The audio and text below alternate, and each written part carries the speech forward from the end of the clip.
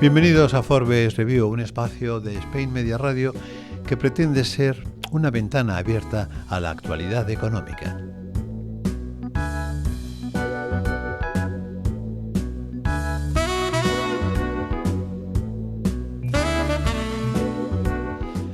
Bienvenidos amigos a un nuevo espacio de Forbes Review.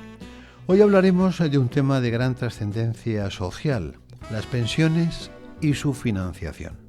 ¿Está en peligro el sistema de financiación de nuestras pensiones públicas?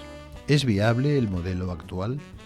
¿Qué ha cambiado para que hoy estén en crisis los sistemas públicos de pensiones? Damos la bienvenida a nuestro invitado, José Antonio Erce, uno de los economistas españoles que mejor conoce este tema. Él es miembro del Foro de Expertos del Instituto Santa Lucía, conferenciante, autor y consultor. Bienvenido a Forbes Review, José Antonio. Buenos días, Alfredo, ¿qué tal? Bueno, pues la viabilidad de los sistemas públicos de pensiones es uno de los grandes debates europeos, junto con la creciente brecha de rentas. ¿Todo forma parte de un mismo problema, la crisis del estado de bienestar? Vamos a ver, en tu introducción has utilizado una palabra, está en peligro el sistema de pensiones, ¿no? Te preguntabas. Eso es dejar una puerta abierta a todo tipo de especulaciones, porque unos interpretarán eso como que va a quebrar, otros interpretarán como que está quebrado, otros interpretarán como que el peligro no existe y que es un fake. Bueno, lo que hay que decir es que el sistema de pensiones públicas, más concretamente, tiene o sufre creciente insuficiencia financiera, que se traduce hoy por hoy en unos déficits de alrededor de 18.000 millones de euros al año, si tenemos en cuenta los recursos propios del sistema, que son las cotizaciones sociales. Con las cotizaciones sociales que se recaudan hoy, solo se podrían pagar 12 de las 14 pagas que paga el sistema cada año a cada pensionista, pero se pagan las 14, se seguirán pagando las 14. Es verdad que si no se hace nada, ese peligro, que lo he ceñido cuantitativamente tan precisamente como he podido, sería cada vez mayor. Nunca llegaríamos a la quiebra del sistema. Nadie dejaría de cobrar sus pensiones, pero a lo mejor ya no serían, dentro de unos años, lustros o décadas, no serían tan buenas como nos gustarían. Así es como hay que precisar las cosas, porque si no, podemos salir a la calle pensando que todo esto se ha hundido ya, y no es así. Bien, en todo caso, el sistema, como acabas de decir, es sostenible, pero no en las condiciones actuales. ¿Qué medidas son las necesarias? Bueno, lo que hay que hacer a muy corto plazo, es decir, mañana mismo si se pudiese, es estabilizar el sistema, encontrar los recursos para financiar esos 18.000 millones de euros cada año, sin detraerlos de otros programas de bienestar o de gasto público general absolutamente necesario, y sin detraerlos de otros derechos, naturalmente, ¿no? Y sin desestabilizar las finanzas de las comunidades autónomas que se hacen cargo de la sanidad y de la educación, que son pilares importantísimos también del estado del bienestar. Y luego, sin desestabilizar los bolsillos de los contribuyentes, porque a lo mejor para vestir a un ganso desplumamos a otro, y dicho esto en sentido figurado del término, ¿no? Por lo tanto, hay que encontrar los recursos sobre bases fiscales, impositivas, porque no hay otra. No podemos seguir aumentando las cotizaciones sin que aumenten las bases de cotización, y si aumentan las bases de cotización aumentarán los derechos, y por lo tanto ese dinero de alguna forma está afectado a los derechos futuros de los trabajadores. No lo vamos a capitalizar, obviamente, nos lo vamos a gastar, pero en el futuro tendremos que, de manera que no contemos con un aumento sustantivo de las cotizaciones, que no sea expropiatorio, porque eso nos traerá, ojalá pudiéramos tener ese aumento, pero nos traerá mayores obligaciones de gasto futuras, porque detrás de cada euro cotizado viene un euro y pico, y bastante pico, de derechos que habrá que pagar a su titular en su momento, ¿no? Hay que encontrar esos recursos en la recaudación impositiva general de bases muy amplias como el IRPF o el IVA, impuestos que rindan mucho, de los que no se escape nadie, porque si son impuestos localizados en una minoría, pongámoslos ricos, es que se van a escapar, y es que además vamos a hacer que muchos negocios huyan de nuestro territorio. Entonces, francamente, yo creo que deben de ser medidas tributarias muy amplias, de base muy amplia, donde entre todo el mundo, que todo el mundo contribuya, y transitorias, a corto plazo, para estabilizar el sistema. Luego hablamos de su viabilidad a medio y largo plazo. O sea, a corto plazo, realmente, si no entiendo mal, significa que habría que cubrir con los presupuestos. Absolutamente. Pero sin distorsiones. sin expulsar a los contribuyentes del territorio fiscal, del territorio agencia tributaria, y sin expulsar otras partidas de gasto que siguen siendo muy necesarias. Pero entonces probablemente eso último se produciría, es decir, tener que destinar parte de la recaudación a cubrir las pensiones, las clases pasivas, supongo que implicaría detraer esos recursos de otras actividades o de otros sectores. No, recargar transitoriamente el IRPF, pero para la mayoría, exonerando únicamente a quienes menos puedan afrontar ese pequeño o medio esfuerzo, y recargar naturalmente los tipos del IVA, ¿no? Porque la recuperación de la economía sumergida, que es una obligación de toda agencia tributaria, de nuevo, es pan para hoy y hambre para mañana, porque por cada trabajador que se aflore y que se le obligue a cotizar, ese trabajador va a generar derechos que hoy no están reconocidos y la seguridad social nunca se los va a pagar. De manera que los que hacen ese pecadillo de ocultar sus contribuciones, pues en realidad en la penitencia llevan el castigo, porque no van a tener derechos. De manera que cuidado con medidas que aparentemente rinden mucho, pero que se deben de hacer por otros motivos, no para sostener la seguridad social. Y ahora vamos a ver, José Antonio, ¿quién le pone el cascabel al gato? Políticamente es un poco difícil de poder vender que en un horizonte temporal de medio plazo, como propones, haya que subir el IRPF. Supongo que es un problema político, ¿no? Bueno, pero a la postre se dice que no y se hace lo contrario, y estamos hartos de verlo, y ya afortunadamente hay, no les llamaré trolls, hay gente encargada en las redes sociales de recordarnos que esto es lo que ha sucedido, que hemos dicho que no vamos a subir los impuestos, read my lips, que decía que el presidente americano, y resulta que gesticulamos los labios, lo que nos da la gana, y al final subimos los impuestos, y nadie se acuerda de aquello, ¿no? Pero la verdad se dice contando la verdad, y de manera muy sencilla, que lo entienda todo el mundo. Pero es verdad, hay que montar un argumentario creíble y un argumentario honesto. Y lo que sucede es que cada 24 horas que pasan vivimos 5 horas más, añadimos 5 horas más a nuestra esperanza de vida. Si la esperanza de vida hiciese ruido, no podríamos dormir. Cuando la gente sepa esto, va a entender por qué la seguridad social tiene problemas. Y no es porque nazcan menos niños o niñas, eso es muy, muy, muy secundario. No es porque vengan más o menos inmigrantes, eso es muy, muy, muy secundario, porque naturalmente a esos niños e inmigrantes habrá que pagarles las pensiones que se merecerán si cotizan para pagar las de sus padres, y eso no lo vamos a tener. No podemos poblar el planeta, y lo digo hoy que se celebra la COP25, no podemos poblar el planeta con 20.000 millones de almas para que nos paguen las pensiones y sucesivamente. Eso es un esquema piramidal, no queremos hacer eso, ni debemos, porque entonces es cuando las pensiones estarán en peligro. Pero la verdad se monta muy fácilmente diciendo justamente la verdad, sobre los hechos incontrovertibles. Bueno, según algunos estudios o cálculos, el mercado español necesitaría, dada la caída de nuestra tasa de fecundidad, que es la tercera más baja de la OCDE, detrás de Corea e Italia, como tú muy bien sabes. Sí. Algunos análisis, plantean la necesidad o la urgencia de abrir nuestro mercado a entre 4 y 9 millones de emigrantes, precisamente para contribuir a la financiación de nuestras pensiones.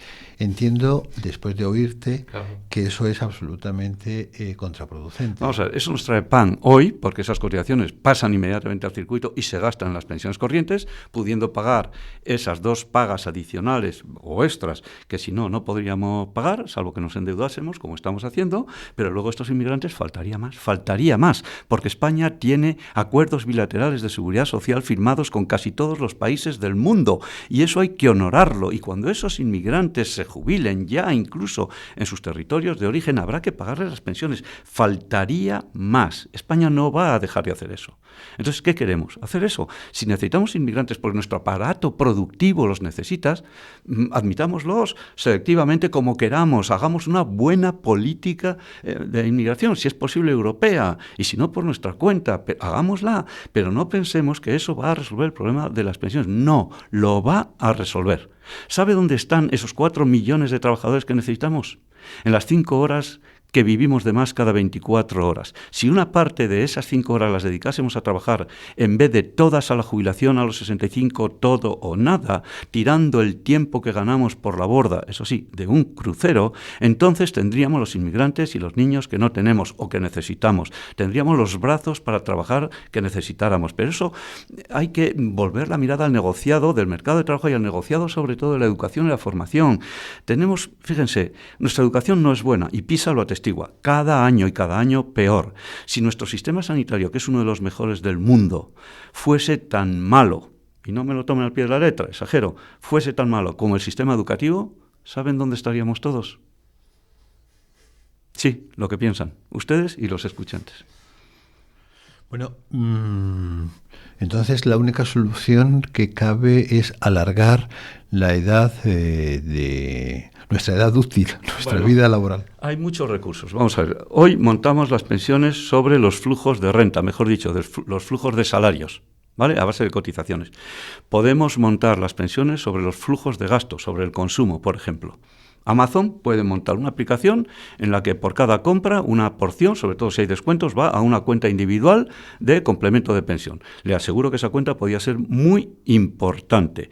Hay gente que ya está trabajando eso. Hay aplicaciones españolas, tecnologías fintechs españolas que hacen eso, pero claro, como no tienen mucho éxito por ahora, lo hacen con centimitos por reciclar o con redondeos o con lo que sea, ¿no?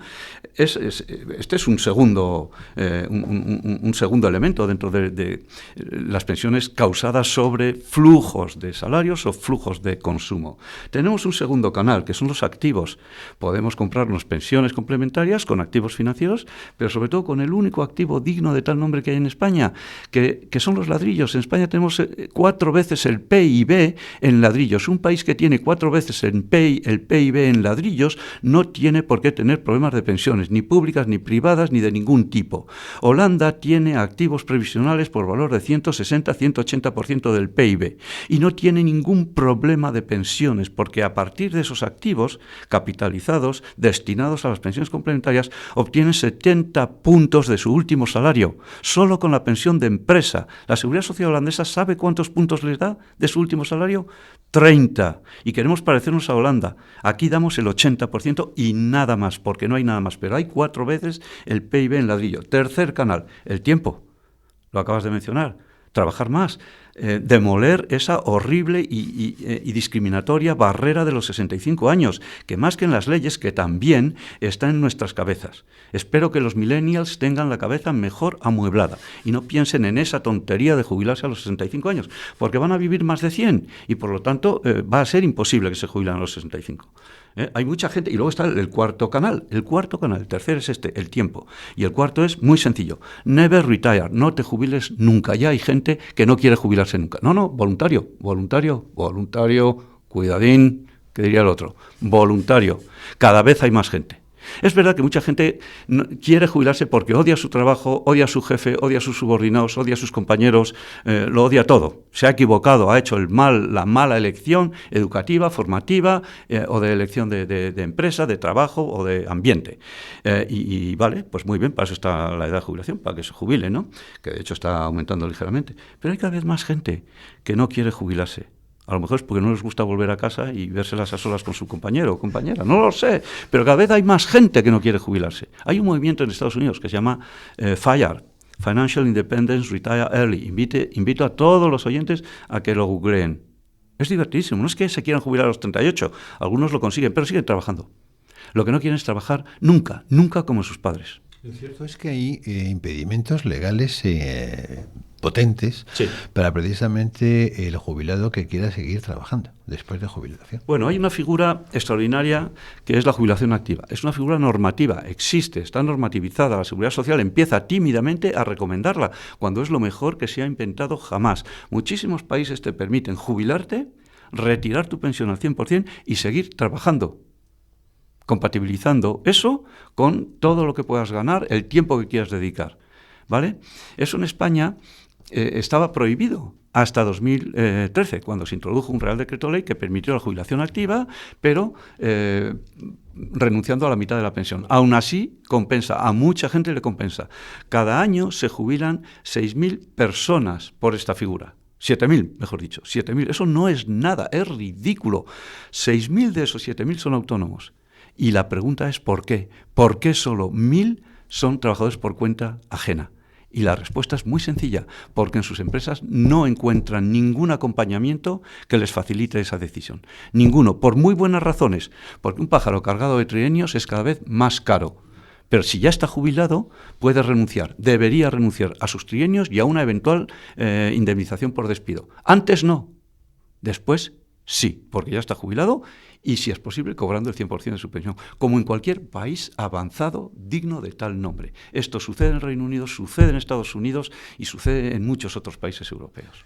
Hay una cosa que a mí, quizá por una cuestión de edad, quizá porque a lo mejor estoy en ese momento próximo al final de la vida laboral. No sabes cuánto. Y es precisamente, es decir, que nos hace pensar que gente con 70 o 73 años esté en condiciones razonablemente, en fin, felices para querer seguir trabajando.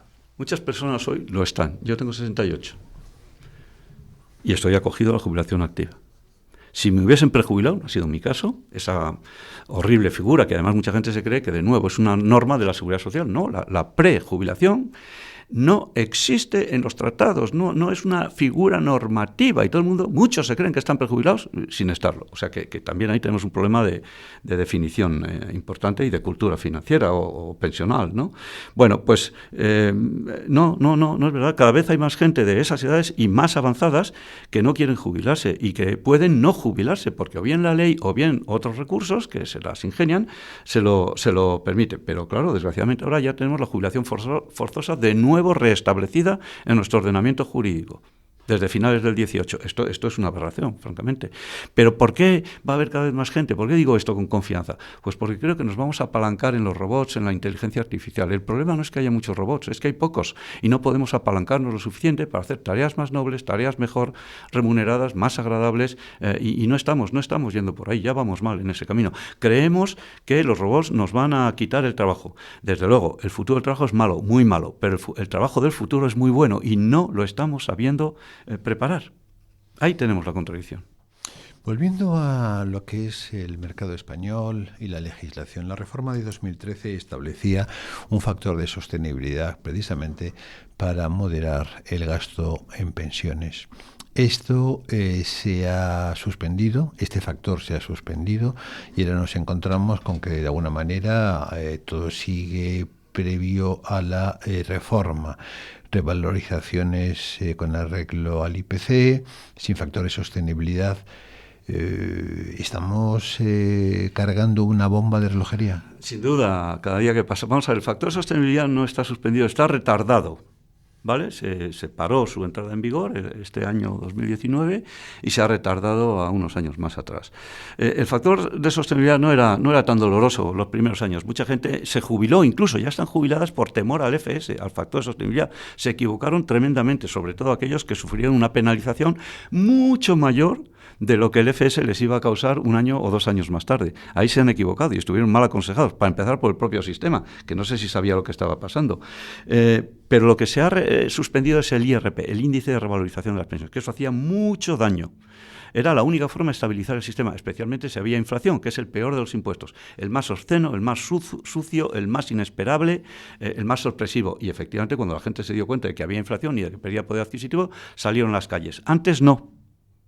Antes los pensionistas estuvieron ganando poder adquisitivo cuando la inflación era negativa. De hecho, hubo un año que se produjo, o dos, una cosa muy curiosa, que el suelo del 0,25 era mayor al techo de la inflación más 0,5.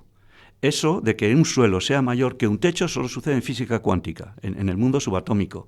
En la realidad es muy difícil de observar. Pues bien, nosotros lo vimos. ¿Alguien se quejó? No, nadie. Se quejaron después, cuando el IRP hacía daño. El IRP hay que replantearlo, está suspendido, pero no está revertido. Esa legislación no está revertida.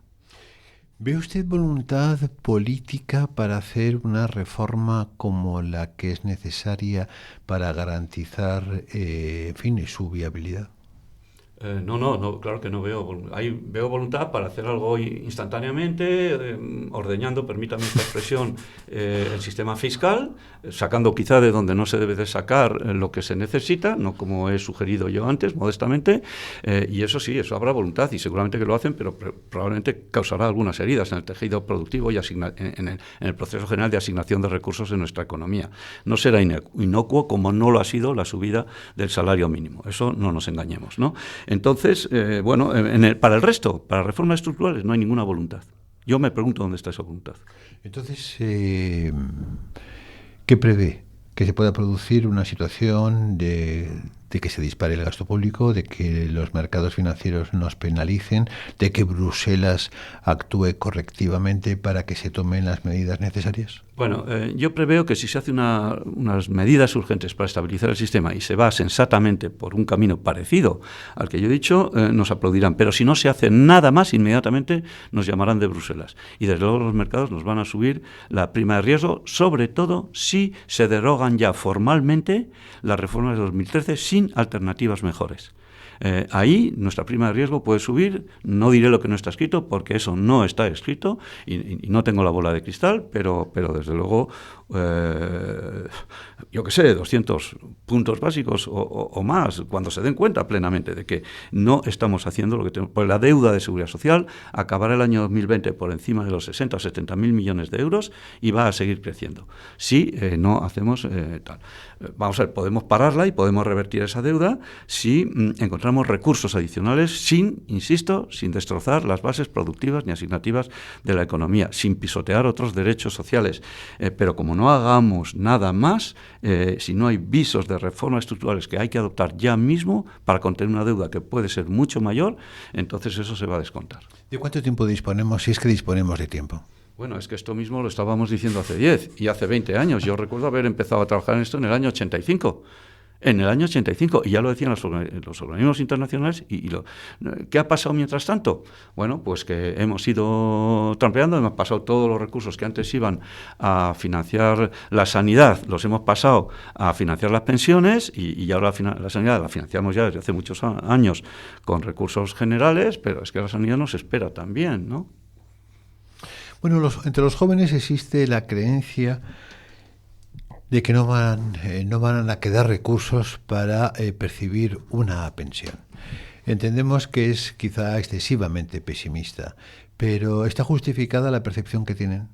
No está justificada, es excesivamente pesimista y los jóvenes deben saber que la Seguridad Social Española siempre les va a pagar las pensiones, en la medida que hayan cotizado, por supuesto, no tan buenas como las de sus padres o no tan buenas como les gustaría a ellos, porque ellos van a vivir muchos años más que sus padres y no se trata de la pensión mensual, de la pensión anual, se trata de una pensión dada que se cobra durante más y más y cada vez más años. Por eso los jóvenes tienen que ser conscientes de esto. Esa es la razón y no una mano negra ni los fondos buitres, entre comillas, y lo digo para reírme de quien utiliza esa expresión. No son los fondos buitres, no son buitre, no son las manos negras las que están detrás de eso, es el hecho felicísimo de que nuestros hijos van a vivir mucho más que nosotros. Tienen que entender esto y tienen que provisionar de otras maneras y pedir además que se hagan reformas. Yo creo que cuando salimos a la calle, a la Gran Vía de Bilbao, a la Gran Vía madrileña, a decir que defendemos estas subidas, estas medidas, estas no sé qué que queremos para nuestras pensiones, pensando en nuestros nietos, nos equivocamos. Les estamos cargando de deuda. Si los jóvenes supieran eso, y yo les invito a que reflexionen, quienes saldrían a la calle para evitar lo anterior serían ellos. No es verdad, no pensamos en nuestros hijos ni en nuestros nietos cuando hacemos. Yo estoy seguro de que hay muchos jóvenes inteligentes, puede que ya no estén en España, que lo ven de esta forma. Y una última pregunta, y tengo que retomar la que te formulé al inicio de la entrevista.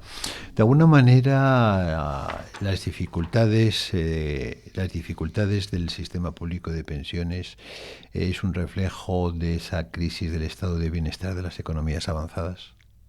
Vamos a ver, todo el mundo desea el estado del bienestar, ha costado mucho conseguirlo. Se consiguió además su perfeccionamiento a la altura del siglo XX, se consiguió después de unas guerras horribles donde la cuestión social subyacía de una u otra manera. Había también otras divisiones políticas, ¿no?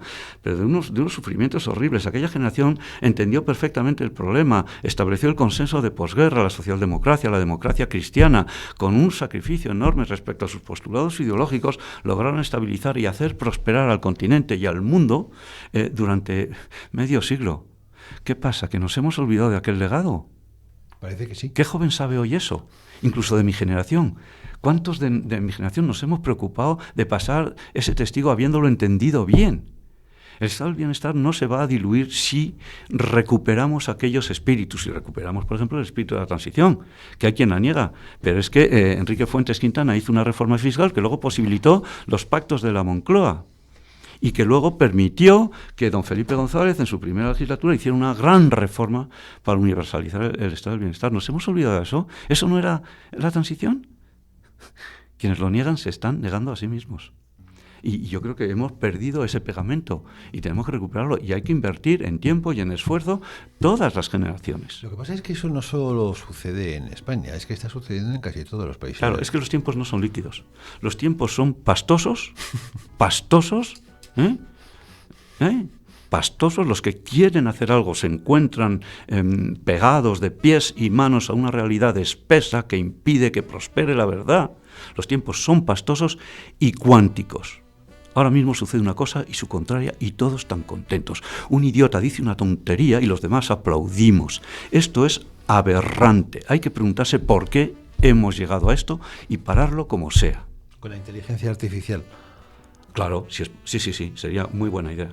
Muy bien, pues aquí terminamos este interesantísimo coloquio con José Antonio Erce, un experto del Instituto de Santa Lucía que ha escrito un interesantísimo trabajo sobre la financiación del sistema de pensiones públicas. Le damos las gracias por estar con nosotros en Forbes Review. Muchas gracias. Encantado, muchas gracias a vosotros. Y nada más, amigos, recordaros que aquí tenéis una cita en Forbes Review en nombre de nuestra ingeniero de sonido, Laura Ojeda, y en el mío propio, Alfredo Baranda.